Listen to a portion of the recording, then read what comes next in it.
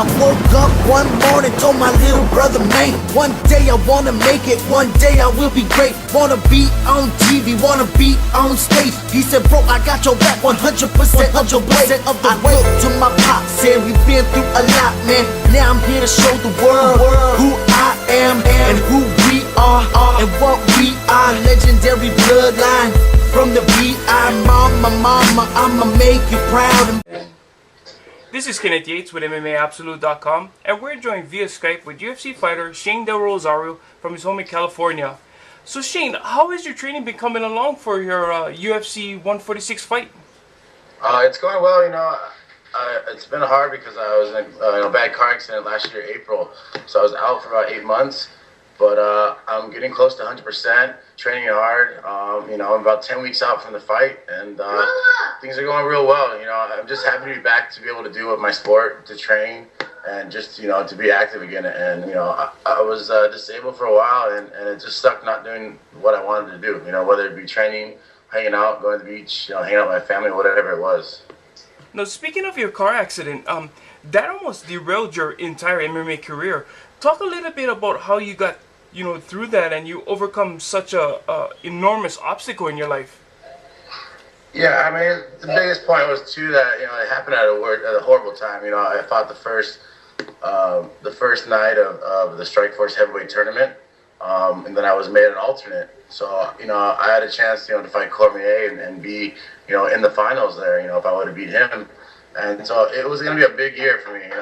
We worked hard, Colin, Oyama, and I, for the past 5 years. And 2011 was supposed to be our big year, and I got a year of my life taken away from me. And obviously, I was physically disabled, but really, I mean, it just was hit me mentally, just knowing that I was about to take off, about to be in the spotlight, and then then all of a sudden, bam, nothing, Mm-hmm. So, but I got through it. It's made me tougher mentally and physically. I went to physical therapy for a year. Mentally, I had to just kind of push through it, and I've been working hard, and we're back on it, and in a weird way, I guess it was kind of a blessing because now I'm fighting a huge fight, biggest fight of my career against Gabriel Gonzaga in UFC 146. So I couldn't be happier. I definitely went through some dark times during that injury.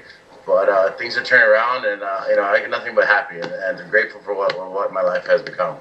And as you said, you're now going to be facing Gabriel Gonzaga at UFC 146. Do you think that he's going to be your toughest test to date? Definitely. I mean, he was a former contender for the UFC heavyweight belt, and he's a black belt jiu-jitsu. He's been on that stage numerous times. Yes, I've had big fights.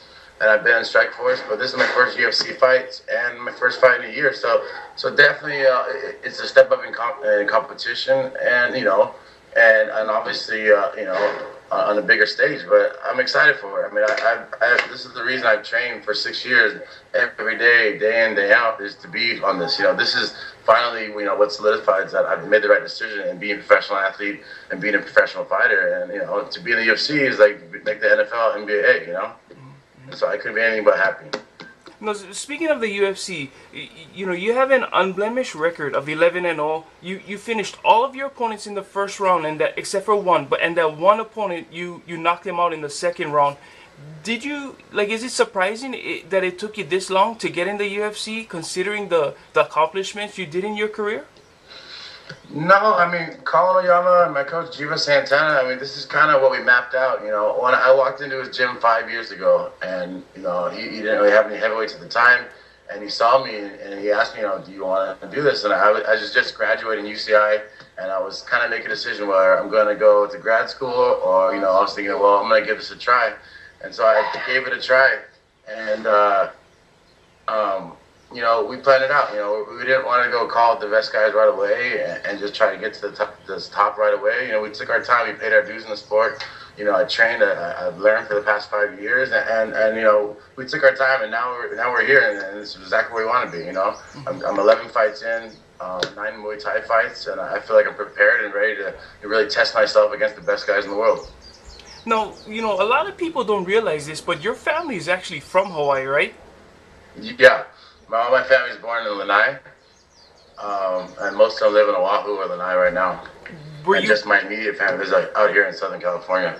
Were you born in Hawaii, or were you born in the? No, I was born in Southern California, but I usually make it back to Hawaii at least twice a year. Spend time in Oahu, and then I go camp on Lanai and hang out, spearfish, relax, and just get away from California. And speaking of Hawaii, it's to my knowledge that you lost a close friend of yours a while back. Talk a little bit about that and about your friend. Yeah, I lost a close family friend. His name was Eddie Solomon. Unfortunately, he passed fighting cancer, lymphoma cancer. And my friend, his brother, Nick Solomon, started a foundation, the EddieSolomonFoundation.org.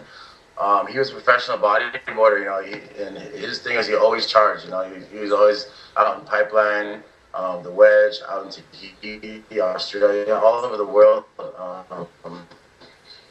Found a legend in his sport of bodyboarding.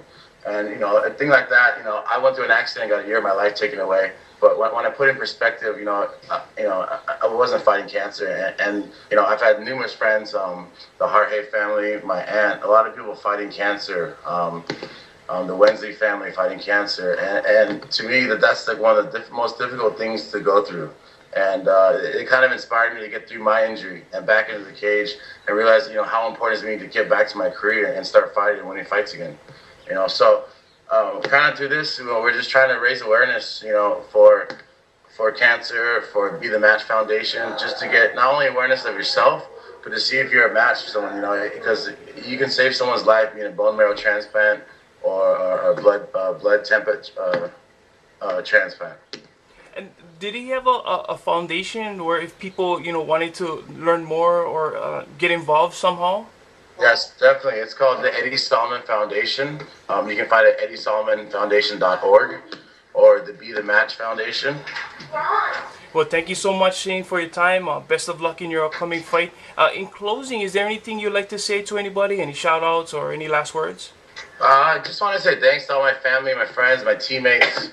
Really got me through my injury, and basically through my whole career. I wouldn't be anything where I was at today if it wasn't for them. We opened up a gym about a year ago, Team Oyama, in Irvine, California. If you want to check it out, come train with us, teamoyama.com. And just a thanks to everyone who helped me out through this. Well, once again, best of luck, and thank you again. Thank you.